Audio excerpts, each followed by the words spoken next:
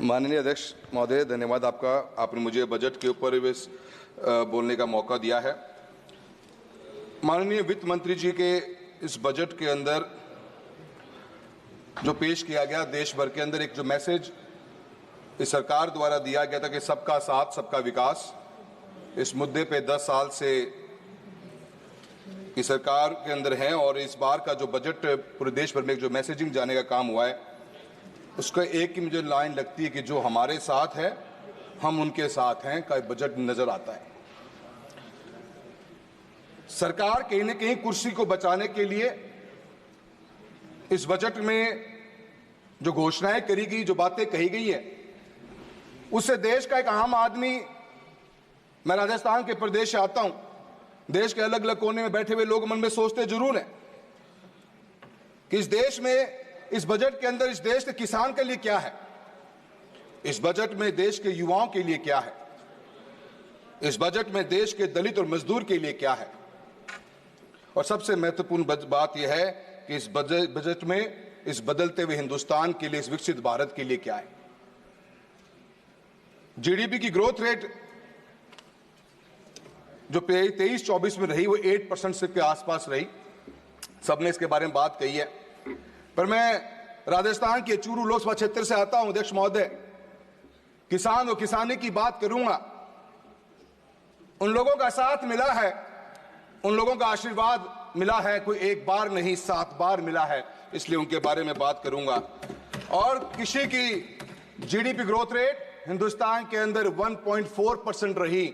हाँ, 8% की बात करते हो, किसान और किसानी 1.4% रही। हमारे भी साथी ने बहुत बड़ा दिल करके बात कही कि शायद महाराष्ट्र को इतनी बड़ी जरूरत नहीं, पर राजस्थान को बहुत बड़ी जरूरत है। कुछ ऐसे बड़े प्रोजेक्ट्स, जिन प्रोजेक्ट्स के ऊपर राजस्थान के एक आम आदमी की नजरें हैं, एक आम आदमी उस बारे में सोचता था, विचार करता था, उसकी नजरें थी कि इस बजट में शायद हमें भी कुछ मिलेगा।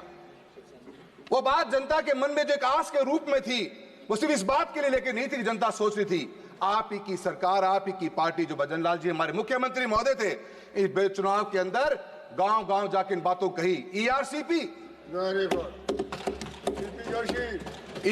के बारे में बात चली, 16 राज्यों को पीने का पानी मिलेगा, सिंचाई का पानी मिलेगा, यमुना लिंक का पानी, जो राजस्थान की शेखावटी बेल्ट की सबसे बड़ी एक आस की उम्मीद हम रखते थे, इसकी बात की सोचेंगे हम, जिसके बारे में क्लेम किया गया, भागीरथ का नाम दिया गया।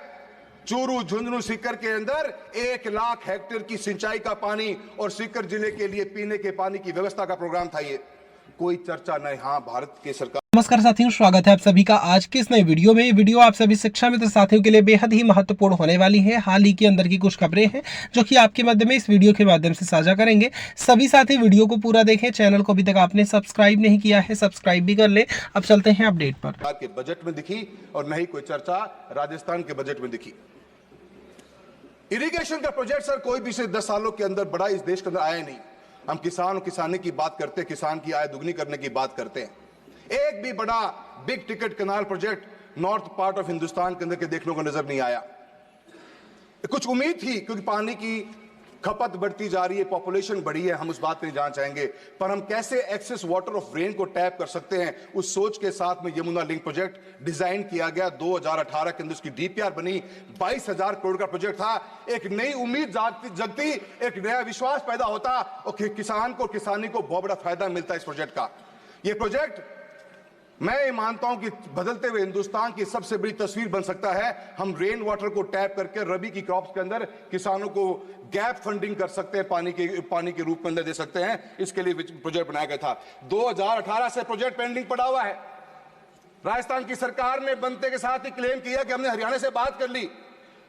हरियाणा के उस समय के मुख्यमंत्री ने कहा कि हमारा भी एग्रीमेंट की कोई क्लैरिटी नहीं है, और इस बजट में हम उम्मीद करते रह गए कि ये 22,000 करोड़ का प्रोजेक्ट शुरू हो जाए तो जो एक्सेस वाटर या जितनी हमारे बाढ़ आती हैं, जो पानी हमारा वेस्ट जाता है अदर स्टेट्स में या नदियों के मार्फत या इंटरनेशनल बॉर्डर्स को क्रॉस कर जाता है, उस पानी को हम टैप करके राजस्थान जैसे क्षेत्र के अंदर, सर जितना बड़ा मेरा चूरू लोकसभा क्षेत्र है उतना बड़ा पूरा हरियाणा है। अगर ग्रीन रिवॉल्यूशन ने इस देश के अंदर खेती के रूप के अंदर और ग्रेन्स के रूप में जो मजबूती प्रदान हरियाणा और पंजाब ने करी है, एक next level of green revolution की रिक्वायरमेंट है, जहां पे हम ऑयल सीड्स और पल्सेस के